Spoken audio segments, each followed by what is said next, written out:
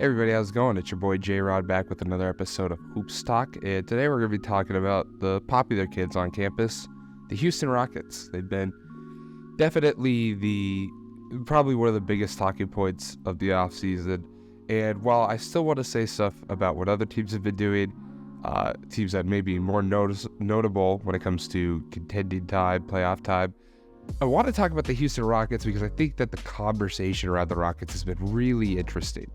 What did they do? They signed Fred VanVleet to a 3-year, $140 million deal. Dillon Brooks to a 4-year, $80 million deal. Jock Landale to a 4-year, $32 million deal. And Jeff Green to a 1-year, $6 million deal. And I want to talk about why that's better than you think. Because, all right, so first, Fred VanVleet. That's a lot of money to pay Fred VanVleet. I'm not going to sit here and say it isn't.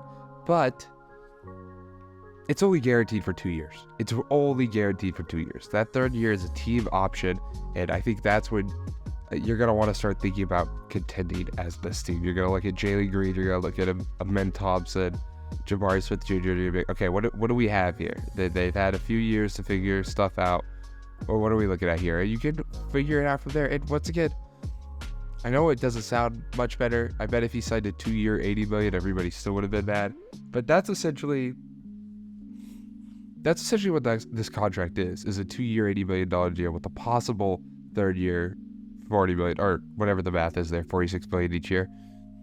It is not as bad as people are saying. Dillon Brooks, 4 years, $80 million. I actually would have thought this was a really fair deal before the season because I thought the idea of Dillon Brooks is a 4-year, $80 million player. But, you know, those playoffs, the end of the season, I can understand why people are opposed to it. It's a descending contract, though. I think already $20 million a year is movable, but it becomes lesser as time goes on. So the more time goes on, Dillon Brooks hopefully plays up his value. And even if he doesn't, this is an incredibly movable contract. Jock Landale's contract, 4 years, $32 million. It's only guaranteed for the first year. He's only making $8 million in the first year. That the Rockets can axe that contract with no responsibility for it. So I think that's a really good deal for them, especially considering, Jock Landale had a good season last year. Might have been due to the Chris Paul effect playing right next to him. But I think he's worth taking a flyer on, you know? A backup big man behind Şengün couldn't hurt. And Jeff Green, 1 year, $6 million, nobody's been complaining about it, but I also don't feel like anybody's been really talking about it. This is an incredible signing for Houston. He's a great veteran presence. He's going to immediately help turn this locker room around. And he's just...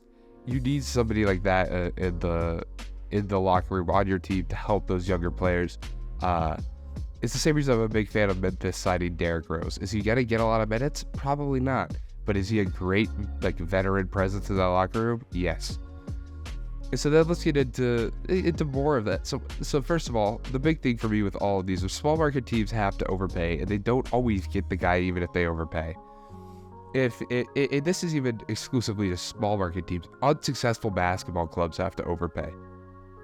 Chicago is not a small market basketball team, but I understood 2 summers ago when we got our players, when we got Caruso, when we got DeMar, so on, Lonzo, we had to overpay. We had to overpay a bit because we weren't good, and we had to prove to them that there's a reason you should come here. It's because we're going to give you more money. And then hopefully we're going to do this, and you'll see that. But because right now we haven't been doing that, and we want you to come here, here's $5 million more a year than any team else is going to give you. These unsuccessful teams, and specifically an unsuccessful team that's kind of a small market, is going to need to pay more. Detroit, San Antonio, Charlotte, I guess Oklahoma City, maybe the last few years before the season, before the past 2 seasons, Minnesota. It's just the part of the game, you know. I really don't look at these contracts as that bad. Especially because I think they actually, even from a basketball perspective, aren't that bad. Fred VanVleet does not turn the ball over a lot. He doesn't turn it over almost at all. Which I think Toronto was bottom 5, even probably lower in turnovers last year. That's a great thing. Houston turns the ball over all the time. Having somebody who's going to just be able to keep the ball in their possession is very good. As well as he's a good facilitator. He's very capable of being a good point guard. I know he had a down year, and I think that's where a lot of the understandable apprehension around this contract comes from. But I could see a world where he bounces back, and regardless, I think some of the stuff he does, even if he's played, which I don't think he will, even if he's played at the level he was last season, I think a lot of those things are still going to be valuable for the team. Dillon Brooks, he is one hell of a defender. And you know what Houston doesn't have? One hell of a defender. It's going to keep them in some games. It's going to be, I don't know how much I want to say Dillon Brooks is going to be like a good mentor for this team, but he's one hell of a defender, and Houston can use that.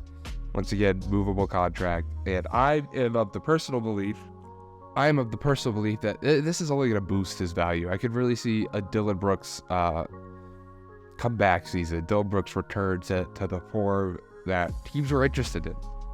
I don't think it was that long ago that teams, including Memphis, really liked the idea of what Dillon Brooks could be, and even what he was at points. So, I'm going to be wrong here, but I'm also, like Houston, I think I'm willing to take a chance on the Dillon Brooks return season.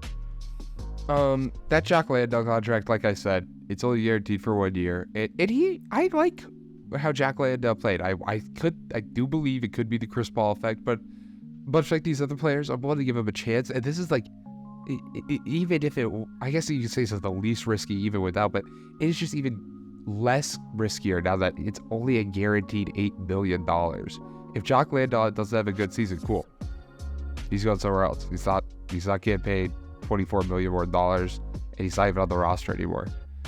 So I could see a lot of benefits to that. And then I already said all this stuff with Jeff Green.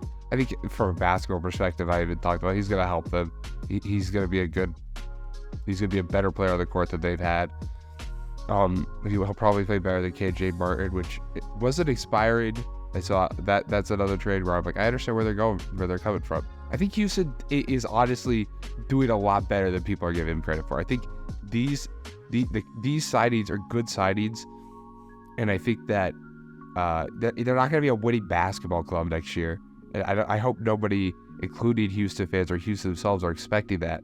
But they're going to be better, and they're going to have better pieces around them. I think Van Vliet, much like Dillon Brooks, I'm willing to take a flyer, a bet on Van Vliet and say, I think this is a comeback season for him, where he plays better than he did before, or he did last year. And even if not, he's a good point guard to have around Amen Thompson and Jalen Green. Like I said, he handles the ball well. He's a good facilitator. He can also slide to the 2, even though he's not tall. So if you want more Amen Thompson minutes at the 1, Jalen Green minutes at the 1, or switch them to the 2, he can slide to the both guard positions, and it's going to work.